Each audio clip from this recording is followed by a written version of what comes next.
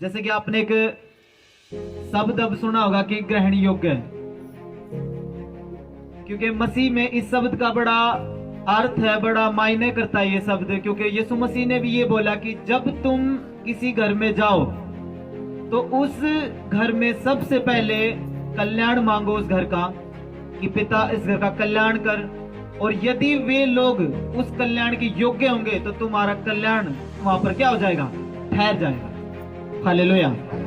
यानी प्रभु यीशु मसीह ने भी अपने वचन में ये बोला कि सबसे पहले तुम उस घर का क्या मांगो, कल्याण मांगो, लेकिन यदि वे योग्य होंगे तो उनके ऊपर ठहर जाएगा। तो आज आपका और हमारा यहाँ पर इकट्ठा होने का मकसद ये है कि हम उस परमेश्वर की नजरों में ग्रहण योग्य ठहरे, ताकि हम ऐसे हो कि खुदावन हमें देखे और लास्ट के दिनों में हमें शर्मिंदा होना ना पड़े परमेश्वर के सामने। क्योंकि खुदावन के वचन में क्या लिखा है कि जब वो आएगा तो किसके समान आएगा, किसके ना ही आएगा, वो एक चोर के समान। क्योंकि जब चोर आता है तो घर के मालिक को पता नहीं होता कि वो किस टाइम आएगा। प्रभु ने भी अपना ऐसा ही टाइम ठहराया है कि जब मैं आऊंगा तो तुम्हें पता भी नहीं होगा। कुछ लोग खेत में होंगे, कुछ लोग अपना काम करते होंगे, कुछ लोग अपने अपने कामों में व्यस्त होंगे। एक सॉन्ग है कि आखिरी नरसिंगा फूका जाने वाला तू कहाँ होगा। हालेलुया। जब वो आखिरी नरसिंगा फूका जाएगा तो आप सोच के देखो कि आप कहाँ होगे उस टाइम पर। क्या आप उस टाइम परमेश्वर की आराधना करते होगे? क्या उस टाइम पर आप किसी ऐसी मंडली में बैठे होंगे जहाँ पर प्रभु के खिलाफ बातें लग रही हैं, ऐसे ऐसे गलत काम होने लग रहे हैं कि जो परमेश्वर की आत्मा के खिलाफ है। हालेलुया। इसलिए हम अपने आप को ग्रहण योग्य बनाने के लिए, ताकि वो खुदावंद हमें चुने और ले जाए। एक क्वेश्चन है मेरा आपसे, आप बताओ कि जब एक चोर घर की क्या होगी, नजर होगी। हालेलुया। आप भी घर की ज्यादा से ज्यादा कीमती चीज को छिपा के रखते हो कि नहीं रखते हो, कि वैसे ही रख देते हो कहीं पे? हम अपने उस कीमती चीज को बड़े छिपा कर रखते हैं। क्यों रखते हैं? ताकि हमारी कीमती चीज चुराई ना जाए। तो प्रभु जब आएगा तो चोर के ना क्यों बोला परमेश्वर अपने आप को? क्योंकि चोर कीमती चीज को लेने आएगा। इसलिए जब हम कीमती होंगे, हम फालतू नहीं होंगे। जब हम कीमती है, हमारी कीमत है कुछ, हम योग्य हैं परमेश्वर की नजरों में, तो हमारा चुनाव होगा और वो परमेश्वर हमें लेकर जाएगा। हालेलुया। आइए हम एक वचन पढ़ेंगे, उत्पत्ति 2 उसकी 26 आयत। उत्पत्ति 2 उसकी 26। पुराना नियम पेज नंबर 3 पे है ये, 1 की 26, 1 की 26, जिसमें लिखा है, फिर परमेश्वर ने कहा हम मनुष्य को अपने स्वरूप के अनुसार अपनी समानता में बनाएंगे। हालेलुया। आप इस वचन को थोड़ा गौर से पढ़ोगे तो इसमें क्या लिखा है? परमेश्वर ने कहा। किसने कहा? परमेश्वर ने। हम मनुष्य को अपने स्वरूप के अनुसार अपनी समानता में बनाएंगे। हालेलुया। यानी आप और मैं किसकी समानता बनाए गए हैं? किसके समान है हम? परमेश्वर के। क्योंकि वचन में लिखा कि परमेश्वर ने कहा कि हम मनुष्य को अपने समान, अपने स्वरूप और अपनी समानता में बनाएंगे। हालेलुया। और अब निकालेंगे हम यूहन्ना 4 उसकी 24, नया नियम पेज नंबर 134। परमेश्वर ने क्या बोला कि हम मनुष्य को अपने स्वरूप में बनाएंगे। अब यूहन्ना 4 उसकी 24 आयत में लिखा, परमेश्वर आत्मा है और आवश्यक है कि उसकी आराधना करने वाले आत्मा और सच्चाई से आराधना करें। एक बार फिर से मैं पढ़ूंगा, आपने ध्यान से सुनना है।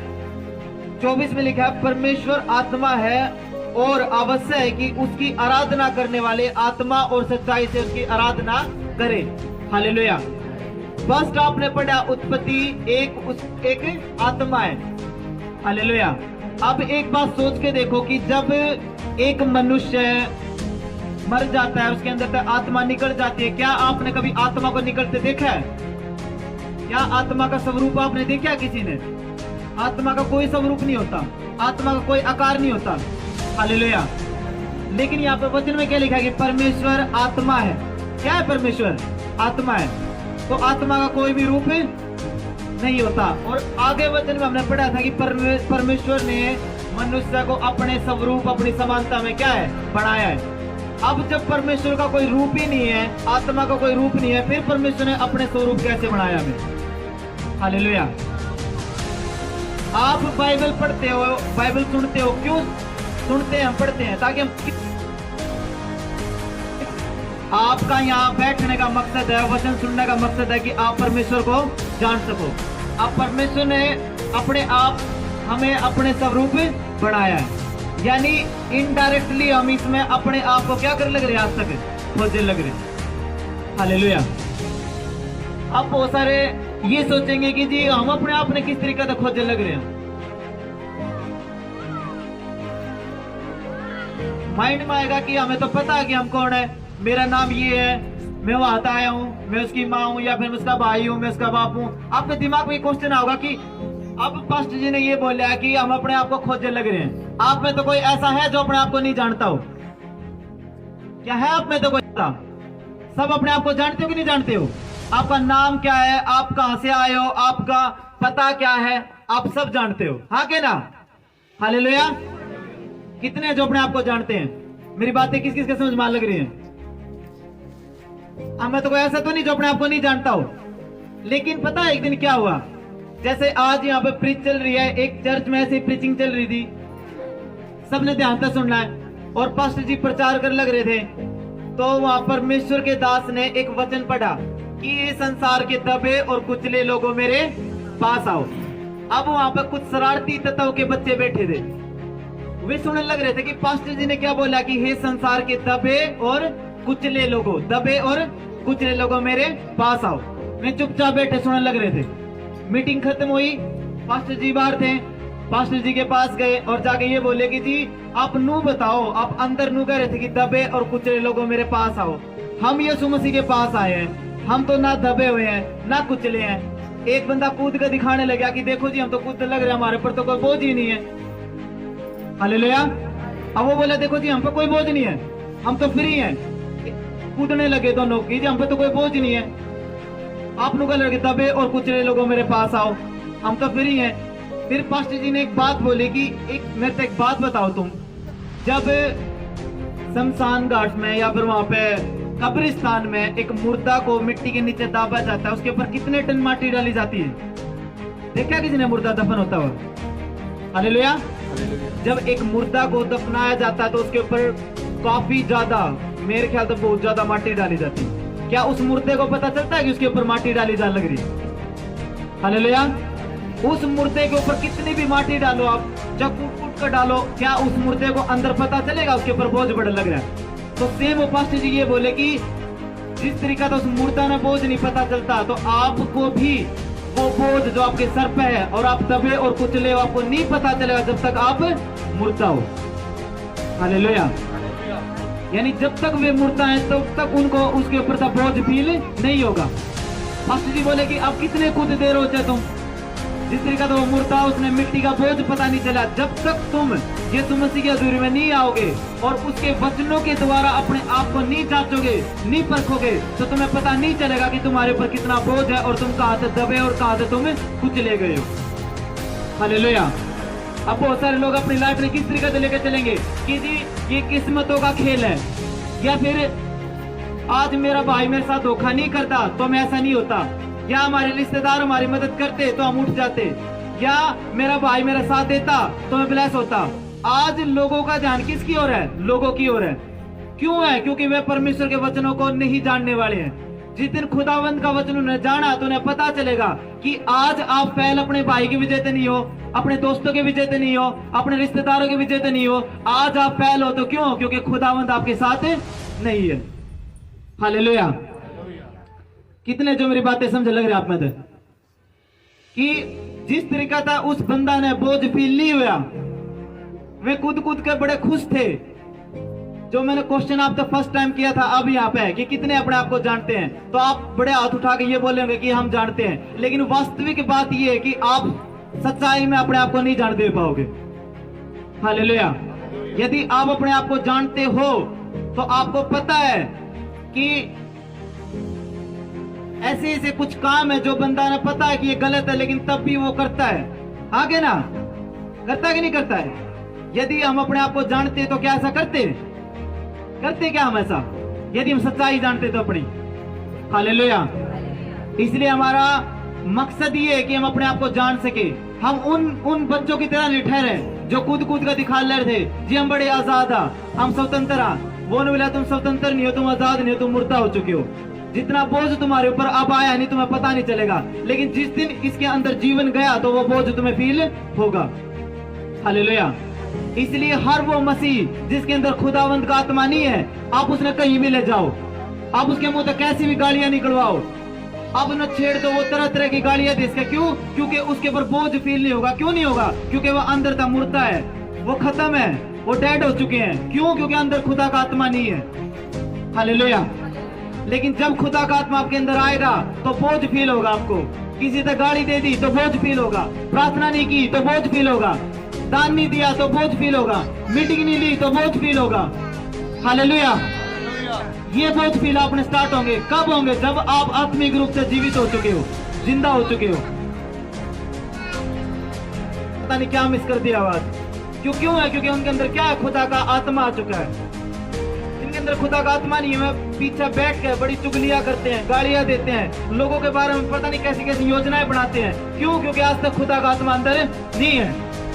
खुदा का आत्मा अंदर आया तो उस दिन आप अपने आप को जानोगे और पहचानोगे कि जहाँ आप कुचले गए हो, दबाए गए हो, वो आपकी किस्मत नहीं है, वो आपके भाई के कारण नहीं है, वो आपके रिश्तेदारों के कारण नहीं है, वो इसलिए ताकि खुदा का आत्मा आपके पास नहीं है। हालेलुया। लेकिन जब खुदा का आत्मा आपके पास आएगा, आप छुड़ाए जाओगे और आजाद किए जाओगे।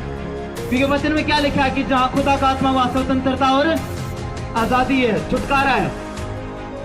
मैंने खुद ऐसे लोग मिले हैं। मैंने इस वचन के ऊपर एक जगह डिस्कस करी तो पता क्या बोला गया मेरे से कि जी हम आजाद हैं, हम स्वतंत्र हैं। आज जब हम अपनी मर्जी का कुछ भी करा हम तो आजाद हैं। और आपका वचन निकाल रहे आप आजाद किए जाओगे। हम तो ऑलरेडी आजाद है। बताओ किस बंदवाई में? हमारे तो ऊपर कोई बंदवाई नहीं है, लेकिन वो भूल में, वे भरम में, आज वे ऐसी बंदवाई में फंस चुके हैं, ऐसे कामों में वो जा चुके हैं। उनको पता है कि यदि एक मिस्टेक हुई तो उनके शरीर में ऐसी बीमारी लग सके कि सिर्फ रोना होगा और कुछ भी नहीं होगा उसके बाद। ऐसी मिस्टेक में फंस चुके हैं कि एक बार बात लीक हुई तो बदनामी होगी और कुछ नहीं होगी फिर। हालेलुया। ये बीमारियां उनके अंदर जा चुकी है। और पता मुंह तो क्या होगा कि हम स्वतंत्र, हम आजाद हैं। हालेलुया। इसलिए आज सबसे ज्यादा जरूरत आपको खुदावंद का आत्मा का है। यदि खुदा का आत्मा आपके पास है तो वो बोझ, वो कुचलापन आपको महसूस होगा और बेचैनी आपके अंदर काम करेगी। एक बेचैनी आपके अंदर आएगी कि मेरी प्रार्थना क्यों नहीं है, मैं प्रार्थना क्यों नहीं कर रहा, मेरी बाइबल रीडिंग क्यों नहीं है मेरी। वो बाइबल पढ़ सके, मैं प्रार्थना कर सके तो मेरी क्यों नहीं है, मेरे अंदर भूख क्यों नहीं है। कुछ विश्वासी ऐसे हैं, कुछ वॉलंटियर ऐसे जो प्रार्थना नहीं करेंगे तो उनको रोटी अच्छी नहीं लगती। हम ऐसे क्यों है कि हमारे दो दिन प्रार्थना मिस है, 3 मीटिंगें मिस है, हम लेट जाल लग रहे तो हमें दुख नहीं हो लग रहा। क्यों नहीं हो लग रहा? कहाँ गई खुदा का आत्मा? क्या हम अपनी मर्जी से चलने वाले ठहरे? क्या आज हम अपनी मर्जी से चलेंगे? कहाँ वो खुदा का आत्मा जो ताड़ना देगा हमने अंदर से? हालेलुया। क्योंकि वचन में लिखा, पौलुस ने कहा कि मैं अपने शरीर को लात और मुक्के से पीट कर काबू में करता हूं ताकि औरों को प्रचार करके निकम्मा ना ठहरूं। एक बोझ उसके सिर पे था, एक अजीब सी बेचैनी उसके सिर पे थी, अपने आप को सिद्ध रखने की, ताकि बहुत सारे लोगों को वो बचा सके। हालेलुया। तो मैं प्रार्थना करेंगे आप सब जन सीरियस हो, जितने जन, कि खुदावन आपको वो बोझ फील करवाए, वो कुचलापन फील करवाए जो आपकी लाइफ में है लेकिन वो नजर नहीं आ रहा। तो आज आप मेरे साथ प्रार्थना करोगे, परमेश्वर तेरा आत्मा हमें दे, सच्चाई का आत्मा हमें दे। जो सच्चाई का आत्मा निर्धारित किया गया वो दिखाएगा आपको कि आपका जीवन कहाँ तक फंसा हुआ है, कहाँ तक डैमेज है, कहाँ तक खत्म है, और आप उभरोगे इस समस्या के नाम और दिखाने वाले हो परमेश्वर की सामर्थ को। हालेलुया। तो आइए मेरे साथ एक मन हो जाए, सब जन अपनी आंखों को बंद करेंगे। जितने जन खुदा का आत्मा पाना चाहते हैं वे सब जन प्रार्थना करना स्टार्ट करें और प्रभु से मांगे, पिता वो बोझ हमें फील करवा, हम उस मुर्दे के समान न ठहरे जिसके ऊपर लाखों टन मिट्टी पड़ी हो और उसे पता भी नहीं चले उसके ऊपर कितना बोझ है। हमारे अंदर ऐसी आदतें हो जो गलत और हमें उनका 1 इंच भी फर्क ना पड़े। खुदावंद हमें पश्चाताप का आत्मा दे, हमें ऐसा आत्मा दे पिता जो हम पश्चाताप करें, हमें ऐसा आत्मा दे पिता ताकि हम वो दुख सहन करके जो तूने दुख सहन किया पिता, तेरे दर्द को हम सहन कर सके, तेरे कीलों के दर्द को हम सहन कर सके, तेरे कोड़ों के दर्द को हम सहन कर सके। जो तू दुख तूने हमारे लिए उठाया पिता, उस दुख में हम सहभागी हो सके। सब जन प्रार्थना करते हैं। रबना कंदला बसिक लबा। धन्यवाद परमेश्वर पिता, थैंक यू जीसस, राजाओं के राजा परमेश्वर पवित्र पिता। सब जन प्रार्थना करते हुए पवित्र आत्मा को मांगे पिता, तेरे दुख में हम सहभागी हो सके, तेरे दुख को हम समझ सके। उस दुख को परमेश्वर पिता जो दुख तूने हमारे लिए सहन किया पिता, वो दुख परमेश्वर पिता जो तूने हमारे लिए उठाया पिता, उन कोड़ों को हम समझे पिता जो तूने हमारे लिए खाए खुदावन। उन कोड़ों को हमें समझा पिता, उस दर्द को हमें समझा खुदावन, उस दर्द की फीलिंग हमें दे पिता। सब जन प्रार्थना करे, मांगे खुदावन से आत्मा को कि वो दर्द आपको फील करवाए परमेश्वर का आत्मा। धन्यवाद खुदावन, सामर्थ्य पिता, सच में खुदा पिता जितने जन यहाँ परमेश्वर पिता तेरी आत्मा के साथ भरना चाहते हैं पिता, आज वे भरे परमेश्वर पिता। जितने जन चाहते हैं पिता तेरे नाम में बढ़ना पिता, आज वो बढ़े खुदावन। जितने जन चाहते हैं पिता तेरे नाम में खुदा पिता तुझे जानना पिता, आज उन पर अपने आप को जाहिर कर खुदावन। तेरे कील से हाथ को उनके ऊपर सर रख पिता, मेरे खुदा पिता अपने आप को पिता जितने जन यहाँ मौजूद है पिता, जितने जन ग्रहण योग्य है खुदा पिता, उन सबको मैं तेरे हाथों में सौंपता हूँ पिता। और मांग लेता हूँ प्रभु यीशु मसीह के सामर्थ्य पवित्र और जलाली नाम में। सब जन प्रभु विश्वास के साथ ऊंची आवाज में बोले आमीन, आमीन, हालेलुया। एक बार सब जन खुदा की आत्मा के लिए तारीफ करते हुए जोर से सब जन, क्योंकि मैं सच आपको सच बता लग रहा मैं आपसे कि कहीं भी जाओ आप, किसी भी बड़े से बड़े काउंसलर को सुनो, कितने भी बड़े बड़े आप ज्ञानियों को सुनो, एक खुदा का आत्मा ऐसा है जो आपको बोझ फील करवा सकता है कि आपके ऊपर बोझ है, आप पाप में हो, आप गलतियों में हो। वरना कोई भी जन ऐसा नहीं है जो आपके ऊपर जो बोझ है, संसारिक बोझ है, वो फील करवा सके। एक खुदा का आत्मा ही ऐसा है। हालेलुया। वो स्वतंत्र करना क्या, वो स्वतंत्र करना यही है कि आपको पता चल गया कि आपके ऊपर बोझ है। जब वचन में लिखा कि जब इजरायली लोग जीत चुके थे, उनको कनान देश मिल चुका था, कनान देश मिलने के बाद आप न्यायियों की पुस्तक 3 उसकी 1 से लेकर 6 में पढ़ोगे आप, वहां लिखे ये बात कि जब खुदावंद ने उनको कनान देश दे दिया, लड़ाई खत्म हो चुकी थी, अब वे अच्छी तरीके से जीने लग रहे थे। लेकिन हालेलुया, खुदा के वचन में लिखा कि परमेश्वर ने उनके बच्चों के लिए, जिन बच्चों को पता नहीं था कि हम हमारे बाप दादा किस तरीके से जीत के यहाँ पहुंचे हैं, उन बच्चों को पता चल सके, इसलिए परमेश्वर ने कुछ लोगों को, कुछ जातियों को उनके बीच में रखा ताकि वे जाति उनका विरोध कर सके। हालेलुया।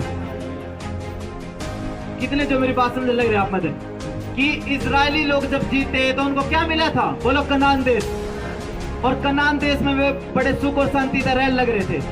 लेकिन प्रभु को फिक्र थी उनके बच्चों की, क्योंकि इजरायली लोगों को जो बड़े थे उन्हें तो पता था कि हमारा परमेश्वर जिंदा परमेश्वर काम करता है, लेकिन बच्चों को नहीं पता था। ताकि बच्चों को पता चल सके, इसलिए परमेश्वर ने कुछ जातियों को जानबूझकर, जैसे फिलिस्ती, कनानी, ऐसी कुछ जातियों को उनके बीच में रखा था कि वे जाति उनका विरोध कर सके। और जब वे जाति उनका विरोध करेंगी और उनके बच्चे खुदावंद से प्रार्थना करेंगे, प्रभु उनको छुड़ाएगा ताकि उनको बच्चों को भी पता चल सके कि इजराइल का परमेश्वर क्या है, जिंदा है। हालेलुया। इसलिए आज जानबूझकर वो परमेश्वर कलीसियाओं में कुछ बातों को अलाउ करता है, जानबूझकर कुछ प्रॉब्लम्स को हमारे जीवन में भेजता है ताकि हमारे जीवन को पता चल सके कि वो परमेश्वर हमारे साथ है। हालेलुया। क्या जरूरत थी प्रभु को वहां उन जातियों को रखने की, क्योंकि जब इजराइल को कनान देश मिल चुका है, वे जीत चुके हैं, अब सुख और शांति से रहने लग रहे हैं, तो क्या जरूरत थी प्रभु को ऐसे लोग उनके बीच में रखने की जो गलत थे, जो पाप करते थे, जो परमेश्वर से दूर ले जाते थे। हालेलुया। कभी भी गुस्सा मत करो उन लोगों का जो आपने गुस्सा दिलाते हैं, कभी भी गुस्सा मत करो उन लोगों का जो आपके खिलाफ बातें करते हैं, कभी भी गुस्सा मत करो उन लोगों का जो आपके विषय में चुगली करते हैं, क्योंकि वे जानबूझ के खुदावंद ने रखे हैं ताकि आपकी सामर्थ्य, आपकी धार्मिकता उनके द्वारा पूरी हो सके। हालेलुया। यदि सोच के देखो, आपके पास एक भी गलत बंदा नहीं है, आपके पास एक भी भटकाने वाली वस्तु नहीं है, और आप बड़े धर्मी बने फिर लग रहे हो, क्या वो सच में धर्मी है? फिर क्या कोई एक बंद कमरे में बैठकर धर्मी कह सकता है कि मैं धर्मी हूँ? क्या उसकी जिंदगी में कभी परीक्षा ना आई हो, क्या वो अगले लेवल पर जा सकता है? आप सब स्कूल में पढ़े होंगे, सोच के देखो, जब तक परीक्षा नहीं होती थी क्या आपको अलग क्लास मिल जाती थी, दूसरी क्लास मिलती थी? हालेलुया। कब मिलती थी वो? जब परीक्षा होती थी, आप पास होते थे और अगली क्लास आपको मिलती थी। हालेलुया। इसलिए परीक्षाएं हर वो जाति जो आपके पास ठहराई गई है, उनका कभी गुस्सा मत करो, मेंटेन करो, खुदा का आत्मा पाए रखो, खुदा की आत्मा में चलो, तो वे लोग आपको बढ़ाएंगे ना कि घटाएंगे। क्योंकि पूरी बाइबल के अंदर कहीं भी नहीं लिखा कि आपके दुश्मन, आपका विरोध आपको खत्म करने के लिए, बल्कि आपको ऊंचा करने के लिए।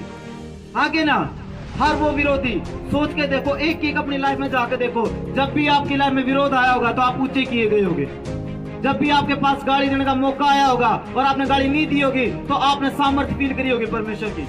जब भी आपने बदला लेने की भावना आपके अंदर आई होगी और आपने नहीं लिया होगा तो खुदा की सामर्थ्य आपने फील की होगी, परमेश्वर का आत्मा आपके पास फील किया होगा। हालेलुया। लेकिन